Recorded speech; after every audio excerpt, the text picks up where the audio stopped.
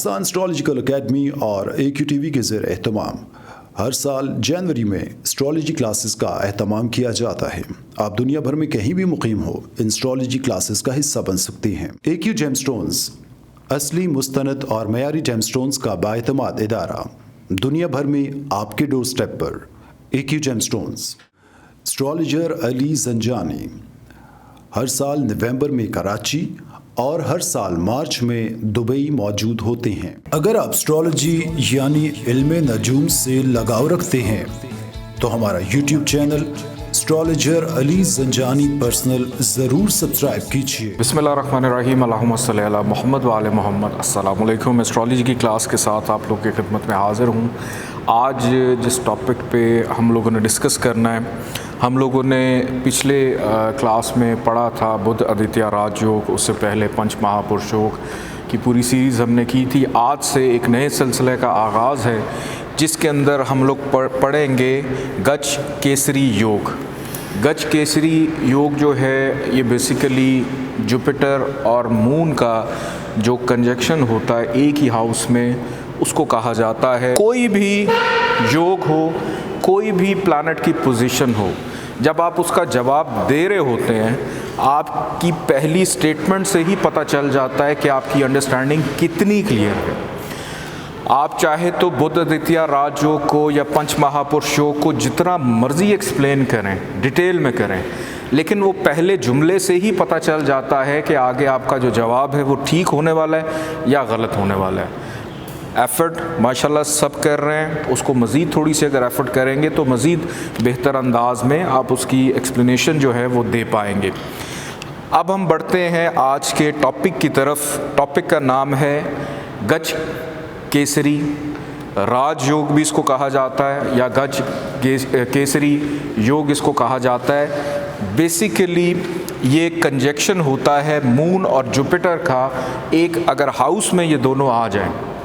गज का मतलब है हाथी, गज को कहा जाता है कि ये हाथी है, और केसरी को कहा जाता है शेर जैसी फुर्ती, यानी हाथी जितनी ताकत और शेर जैसी फुर्ती, कि किसी जायचे के अंदर अगर ये योग बन जाए, गज केसरी योग अगर बन जाए, तो उस जायचे के अंदर साहिब जायचा को वो इतनी ज़्यादा स्ट्रेंथ दे देता है और उसके साथ साथ उसके अंदर फुर्ती को भी पैदा करता है, ताकि वो अपनी ज़िंदगी में होने वाली जितनी भी एक्टिविटीज़ हैं, जितने भी काम हैं, वो उसको बेहतर अंदाज में कर सके।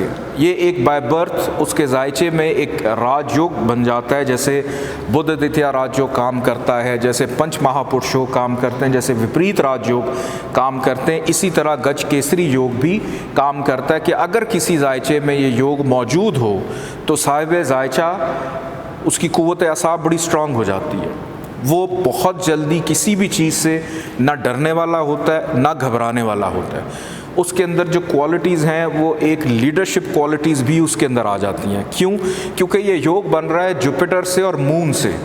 अब जुपिटर की क्वालिटी क्या है? जुपिटर की सबसे इम्पॉर्टेंट क्वालिटी है कि उसने इल्म अता करना है, उसने नॉलेज देना है, उसने समझदारी देनी है, उसने इंटेलिजेंट बनाना है। और मून का क्या काम है? मून ने सिक्योरिटी देनी है, उसने बेचैनी देनी है, लेकिन उसके बेचैनी के अंदाज क्या हैं कि उसने अपनी ज़ात को, अपनी पर्सनालिटी को सिक्योर करना है, ताकि कोई भी प्रॉब्लम या कोई भी खामी जो है वो उस तक ना पहुँच सके और वो अपने कामों को बरक रफ्तारी के साथ, तेज़ी के साथ और बर वक्त कर ले। जब भी जायचे के अंदर ये योग लगा होता है, मुश्तरी की या कमर की दशा अंतरदशा चल पड़े, तो उसके अंदर ये और ज़्यादा बेनिफिशियल हो जाता है कि इंसान रिस्पॉन्सिबल हो जाता है, रिस्पॉन्सिबल बिहेव करने लगता है। सिर्फ उसका इल्म, उसका जो नॉलेज है वो उसकी ज़ात तक महदूद नहीं रह जाता, वो दूसरों तक भी मुंतकिल होता है। कमर की सबसे बड़ी खुसूसियत क्या होती है कि इसके अंदर ममता पाई जाती है, कि ये माँ की तरह, जैसे माँ एक बच्चे से प्यार करती है, बेचैन रहती है कि मेरे से जो लोग जुड़े हैं या मेरा जो खून है उसको कोई नुकसान ना पहुँचे, उसको कोई प्रॉब्लम ना आए। तो इसी तरह साहिब जायचा जो है, अगर वो ये योग लेकर पैदा होता है तो उसके अंदर अपनी ज़ात से हटकर दूसरों के लिए भी कुछ ना कुछ करने की एबिलिटी और क्वालिटी पाई जाती है कि वो दूसरों के अंदर उसकी पर्सनालिटी एक नुमाया पर्सनालिटी उभर कर सामने आती है। आज हमने सबसे पहले इस योग को एरीज असेंडेंट के अंदर पढ़ना है कि क्या ये एरीज असेंडेंट के अंदर एप्लीकेबल होगा या नहीं होगा। इस योग की लगने की कुछ कंडीशंस हैं। अब वो कंडीशंस क्या हैं? कंडीशंस ये हैं कि जब भी कोई भी योग लगता है, लगन के अकॉर्डिंगली उसका फ्रेंडली होना बहुत ज़्यादा इम्पॉर्टेंट है। जिस तरह हमने बुध आदित्य राजयोग पढ़ा था, उसके अंदर सन और मरकरी का लगन के मुताबिक फ्रेंडली होना ज़रूरी होता। इसी तरह गज केसरी योग के अंदर भी जुपिटर और मून का अकॉर्डिंग टू लगन फ्रेंडली होना ज़रूरी है। फिर डिग्री वाइज इसके अंदर ताकत होना भी ज़रूरी है। अगर मून या जुपिटर में से कोई भी एक प्लैनेट 0 डिग्री पे है, मतलब उसके अंदर ताकत ही नहीं है उस प्लैनेट की अपनी ज़ात के हवाले से कि वो एक्टिव हो और वो बिहेव करे या अपनी एनर्जी दे, तो तब भी ये योग एप्लीकेबल नहीं होता। मून और जुपिटर इन दोनों का डिग्री वाइज थोड़ा बहुत ताकत में होना भी ज़रूरी है। फिर किसी ख़राब घर में ना हो, गरूबियत का शिकार ना हो, कि दोनों अगर एरीज असेंडेंट में एप्लीकेबल हैं लेकिन सन आके उनके साथ उनके सर पे बैठ गया, उसने मून को या जुपिटर को या दोनों को कंबस्ट कर दिया और आप बड़े खुश हैं अपना जायचा देख कर कि जी गज केसरी योग आप अपने घर वालों को बताएं। पहले तो घर वाले हाथ जोड़ेंगे ये होता क्या है, कि क्वालिटी तो कोई भी नज़र नहीं आ रही। अब वो जायचे के अंदर ये योग बेचारा कंबस्ट है, उसमें ताकत भी कोई नहीं है, तो उसकी स्ट्रेंथ भी बड़ी ज़रूरी है, इम्पॉर्टेंट होती है। सबसे पहले लगन के साथ मून और जुपिटर का फ्रेंडली होना, अच्छे हाउस का मालिक होना, अच्छी जगह पर प्लेस्ड होना। अगर किसी नहस घर में चला गया, मिसाल के तौर पे दोनों में से कोई एक प्लैनेट जो है वो 6, 8, 12 में है और उनमें से किसी एक को विपरीत राजयोग मिल जाता है, तो वो फिर विपरीत राजयोग इंडिविजुअली बिहेव करेगा। फिर ये दोनों इकट्ठे बिहेव नहीं करेंगे। जिसको विपरीत राजयोग मिला है वो पॉजिटिव बिहेव करेगा, जिसको नहीं मिला वो नहस घर में चला गया, वो फिर नेगेटिव बिहेव करेगा। इस तरह से इन दोनों के कंजक्शन को देखा जाता है। सबसे पहले हम देखते हैं कि नंबर 1 जहाँ पर लिखा हुआ है, 1 का मतलब है एरीज़, कि इस जायचे की जो मेन कंट्रोलिंग पावर है वो एरीज़ के पास है और एरीज़ का जो लॉर्ड प्लैनेट है वो है मार्स। मार्स ने इस बर्थ चार्ट के अंदर 4th हाउस दे दिया मून को, यानी कमर को। कमर और मरीख यानी मार्स और मून ये दोनों फ्रेंडली हैं और केंद्र के अंदर इसको एक हाउस मिला। इस बिना के ऊपर मून जो है वो एरीज असेंडेंट के अंदर पॉजिटिव बिहेव करता है। ये मैं पहले भी आप लोगों को पढ़ा चुका हूँ जब हमने इंडिविजुअली तमाम असेंडेंट्स और एक के घर उनके पढ़े थे। उसके बाद इस जायचे के अंदर जुपिटर को मिला एक मूल त्रिकोण का घर 9th हाउस और जुपिटर को मिला एक नहस घर जो कि है 12th हाउस। अब जुपिटर को मूल त्रिकोण का एक घर मिलने की वजह से अब उसके ऊपर एक थ्योरी अप्लाई होगी कि वो मूल त्रिकोण में आ गया, कि उसके जो 2 हाउसेस हैं उसमें से एक हाउस मूल त्रिकोण के अंदर आ गया। तो मूल त्रिकोण में आने की वजह से जुपिटर जो है वो एरीज असेंडेंट के अंदर पॉजिटिव प्लैनेट माना जाता है, कि जायचे में जहाँ जाएगा, जहाँ बैठेगा, जहाँ देखेगा, कुछ सूरतों के अलावा वहाँ पर पॉजिटिव बिहेव करेगा। तो अब मून भी इस जायचे के अंदर पॉजिटिव हो गया, जुपिटर भी इस जायचे में पॉजिटिव हो गया। तो अब इन दोनों को अगर ये जायचे में एरीज असेंडेंट के अंदर किसी भी हाउस में आ जाते हैं कुछ हाउसेस के अलावा, तो ये दोनों इकट्ठे हो जाएं तो इनको गज केसरी योग मिलता है। ये योग एरीज असेंडेंट के अंदर एप्लीकेबल होता है। क्यों? क्योंकि दोनों जो हैं इस जायचे के लिए पॉजिटिव प्लैनेट हैं, इस वजह से इस जायचे के अंदर पॉजिटिव बिहेव करेंगे। अगर फर्स्ट हाउस में ये दोनों आकर बैठ जाते हैं और इनमें डिग्री वाइज ताकत है तो साहिब जायचा को स्ट्रॉन्ग भी करेंगे, उसको फास्ट भी करेंगे, वो अपनी ज़ात के लिए, दूसरों के लिए उसकी पर्सनालिटी एक बेहतर पर्सनालिटी साबित होगी, उसके अंदर लीडरशिप क्वालिटीज़ पाए। वो अगर उससे जान भी छुड़ाना चाहेगा, लेकिन अब मुश्तरी ने अब उसको इल्म देना, चूँकि मुश्तरी की खुसूस से इल्म दे दिया और साथ कमर ने ये बेचैनी दे दी कि इल्म अब उसके अंदर नहीं रहना, उसने बाहर निकलना है, उसने लोगों तक कन्वे करना है। तो ये दोनों क्वालिटीज़ जब उसके अंदर आ जाएंगी तो उसकी जो पर्सनालिटी है वो एक बेहतर पर्सनालिटी बनकर ज़माने के अंदर या फैमिली के अंदर या दोस्तों के अंदर या जिस भी शोबे से उसका ताल्लुक़ है उसके अंदर एक अच्छी पर्सनालिटी का मालिक होगा, दूसरों के काम आने वाला होगा, दूसरों के लिए बेहतरी पैदा करने वाला होगा। और फिर जिन जिन हाउसेस से आए कि ये योग तो लगा जायचे के पहले घर में, अब मून आया है 4th हाउस से और जुपिटर आया है 9th हाउस से, और जुपिटर का ताल्लुक जो है 12th हाउस से भी है। तो जहाँ जहाँ से ये प्लैनेट्स आए हैं और जिस जगह पे इन्होंने योग बनाया है वहाँ पे भी खूबियों को मुंतकिल करेंगे कि उन घरों को भी फ़ायदा पहुंचाएंगे। और फिर जहाँ जहाँ पर इनकी नज़र पड़ रही है, मून और मुश्तरी 7वीं नज़र यहाँ पे डालेंगे, यहाँ पर बेनिफिट देंगे। इंडिविजुअली अगर जुपिटर को देखें, ये योग लेकर बैठा है, उसकी पहली नज़र 5वें घर पे, दूसरी नज़र 7वें घर पे और उसकी 9वीं नज़र 9वें घर पे।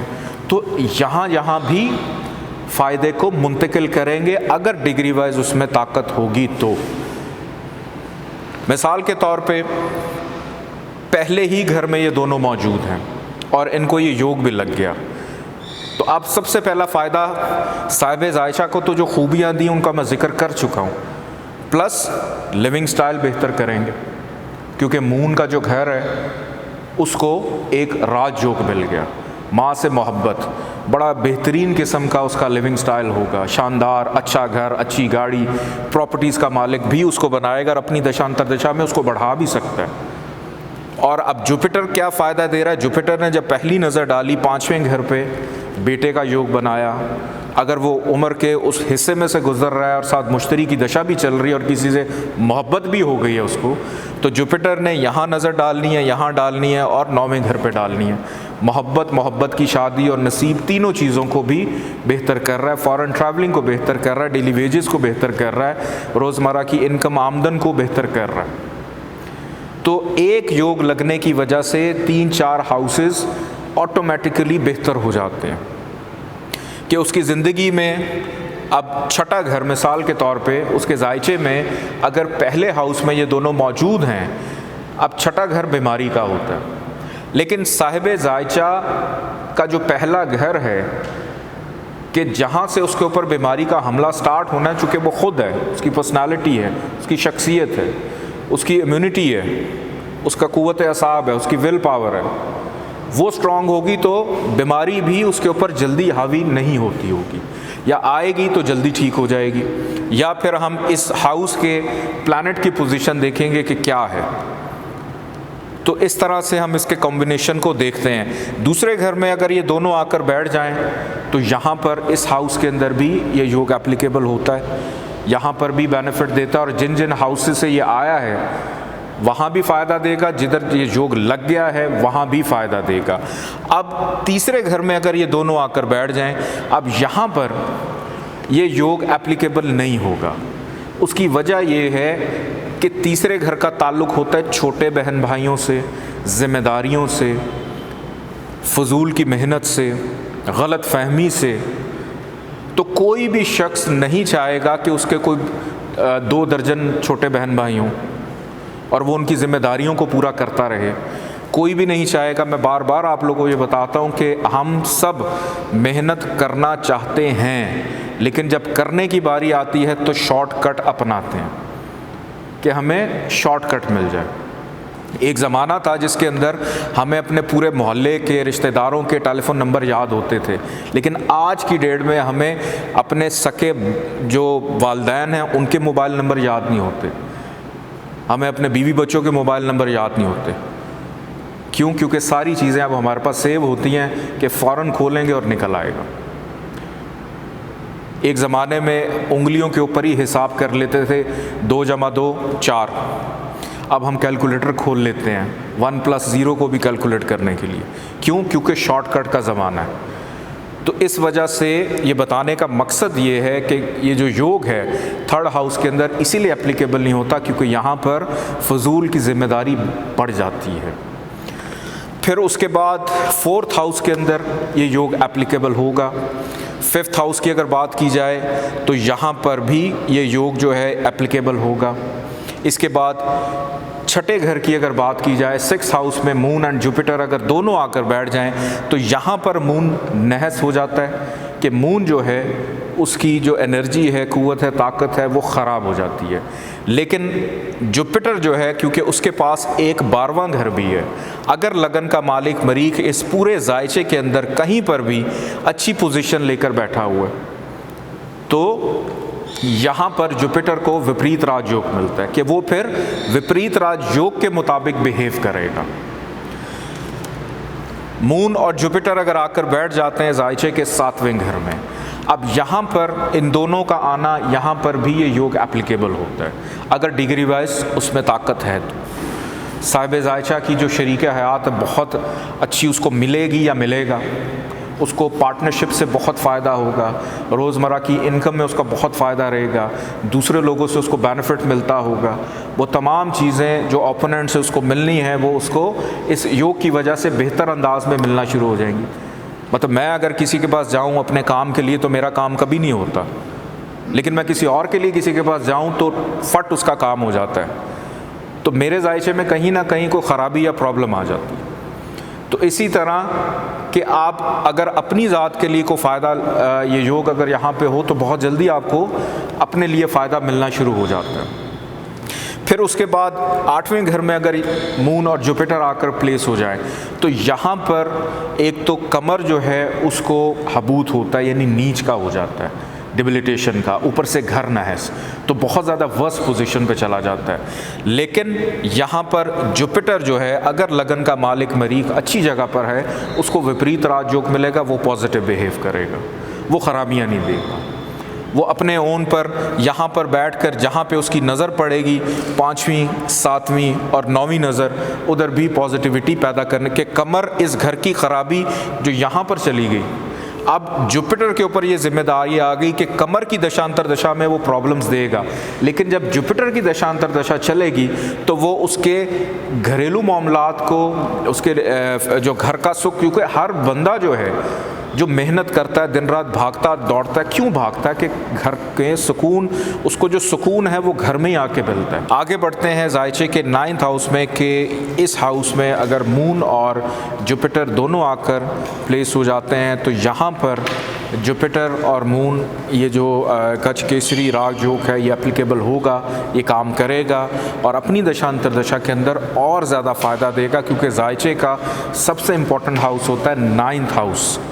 मैं काफ़ी दफ़ा आप लोगों को बता चुका हूँ कि जब भी मैं तो खैर जायचा किसी का भी बनाऊँ तो मैं सबसे पहले 9th हाउस देखता हूँ। क्यों? क्योंकि 9th हाउस का ताल्लुक़ इंसान के नसीब से होता है, चाहे वो जितनी मर्ज़ी ख़राबियाँ पैसे की किसी भी चीज़ की लेकर पैदा हो रहा है, अगर 9th हाउस लगन के बाद अगर कोई हाउस 9th हाउस ही अगर अच्छा मिल जाए तो इंसान अपनी ज़िंदगी में अपने नसीब से उन ख़राबियों को भी दूर कर पाता है, अपनी मेहनत से, स्ट्रगल से, क्योंकि यहाँ से बिल्कुल सामने मेहनत का घर है और ये मेहनत का सिला मिलने का घर। तो इस वजह से 9th हाउस जायचे में बहुत इम्पॉर्टेंट होता है। 9th हाउस अच्छा होता है तो इंसान को अपनी ज़ात के ऊपर ख़ुद एतमादी भी पैदा होती है, काबिलियत, 9वें घर में काबिलियत भी होती है, हायर टू हायर एजुकेशन होती है कि वो सारी ज़िंदगी कुछ ना कुछ सीखता रहता है, पढ़ता रहता है, लिखता रहता है, अपनी समझ को, अपनी अक्ल को बेहतर करने की खातिर हाथ पाँव मारता रहता है। मून और जुपिटर अगर दोनों आकर बैठ जाएं 10th हाउस में तो यहाँ पर गज केसरी राजयोग जो है ये एप्लीकेबल नहीं होगा। क्यों? क्योंकि यहाँ पर मून तो ठीक है लेकिन जुपिटर यहाँ पर नीच का हो जाता है, यानी हबूत का। तो कंडीशन ये कि दोनों का ठीक होना बहुत ज़्यादा ज़रूरी है। मून अपने ओन पे फ़ायदा देगा लेकिन जुपिटर जो है वो अब बाउंड हो गया बुरे असरात देने के लिए। जहाँ से आया है उन घरों में भी ख़राबियाँ पैदा करेगा, जहाँ बैठा है उधर भी ख़राबी देगा और जहाँ जहाँ देख रहा है वहाँ भी ख़राबियों को मुंतकिल करेगा। आगे बढ़ते हैं 11th हाउस। यहाँ पर अगर मून और जुपिटर आकर बैठ जाएँ तो यहाँ पर ये योग एप्लीकेबल होता है, ये बिल्कुल काम करता है। और 12वें घर की जानिब अगर हम बढ़े तो 12वें घर में मून और जुपिटर, मून यहाँ पर नहस घर में चला गया, नेगेटिव बिहेव करेगा। जुपिटर जो है अगर लगन का मालिक मार्स अच्छा है तो फिर यहाँ पर जुपिटर को विपरीत राजयोग मिलेगा तो वो पॉजिटिव अपने ओन पे बिहेव करेगा। अदरवाइज़ यहाँ पर अगर विपरीत राजयोग की कंडीशन में नहीं है तो जुपिटर भी खराबियाँ ही पैदा करेगा। इस पूरे जायचे के अंदर मैं आप लोगों को बताता चलूँ कि मून और जुपिटर का अगर डिग्री वाइज ये दोनों थोड़े से वीक हैं, एक तो जितने ये करीब होंगे, जितने ज़्यादा ये दोनों डिग्री वाइज एक दूसरे के करीब होंगे उतना ज़्यादा ये पॉजिटिव बिहेव करेंगे। कि अगर दोनों के दरमियान 2 दर्जे का फासला है, अगर एग्जैक्ट 1 डिग्री पे है फिर तो बहुत ही ज़्यादा कमाल हो जाता है। लेकिन अगर 5 दर्जे है, इवन 10 दर्जे एक हाउस के अंदर हैं और अपने अपने ओन पे डिग्री वाइज इनमें थोड़ी सी भी ताकत है तो ये दोनों मिलकर एक अच्छा कॉम्बिनेशन बनाते हैं साहिब जायचा को तक़वियत देने के लिए, उसकी पर्सनालिटी को बेहतर करने के लिए। और जिन जिन हाउस के अंदर, उस घर के अंदर हाथी जैसी कुव्वत और शेर जैसी फुर्ती, ये आप लोगों ने याद रखनी है। कोई बात नहीं 10 साल लगा के गज केसरी राजयोग याद कर लीजिएगा ये नाम, सिर्फ इतना याद रख लें कि हाथी जैसी ताकत और शेर जैसी फुर्ती। तो जिस हाउस में ये योग लगेगा उस घर के अंदर और वहाँ से जहाँ जहाँ वो देख रहे हैं वहाँ वहाँ पर वो same as it is positivity भी मुंतकिल करेंगे। और इस जायचे में मून का और जुपिटर का जो स्टोन है, मून का स्टोन वाइट पर्ल है, दुर नजफ़ है, ये पहने जा सकते हैं। दुर नजफ़ मैं इसीलिए आपको बता रहा हूँ क्योंकि पाकिस्तान में ओरिजिनल वाइट पर्ल जो है बहुत कम जगहों पे अवेलेबल होता है। फिर उसके बाद जुपिटर का जो स्टोन है वो है येलो सफ़ायर। येलो सफ़ायर कुछ लोग टोपाज भी लेके पहनते हैं, येलो टोपाज, लेकिन वो लो इंटेंसिटी का स्टोन होता है कि आप येलो सफ़ायर जो है उसको भी यूज़ कर सकते हैं इस योग को मज़ीद ताकत देने के लिए। बहुत शुक्रिया, अल्लाह हाफ़िज़।